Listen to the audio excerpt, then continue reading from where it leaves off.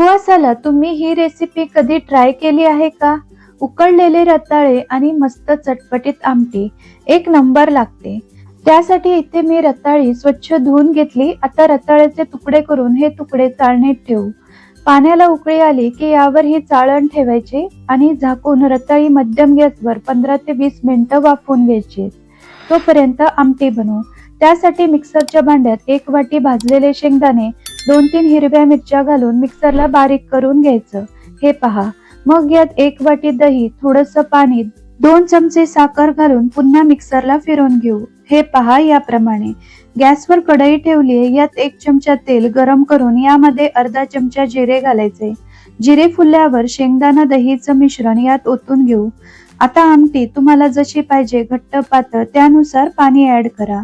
चवीनुसार मीठ घालून आमटीला कमी गॅसवर 2-3 मिनिटं छान उकळी काढून घ्यायची. मस्त आंबट गोड तिखट चटपटीत आमटी तयार आहे. इथे रताळेही शिजले आहेत. काढून थंड करून घेऊ. रताळे थंड झाल्यावर याचं साल काढून याचे तुकडे करून घ्यायचे. यावर आमटी वाढायची, छान मिक्स करायचं आणि खायचं. चवीला एक नंबर लागतं. आवडली ना रेसिपी? मग एक लाईक आणि पटकन सबस्क्राईब करा.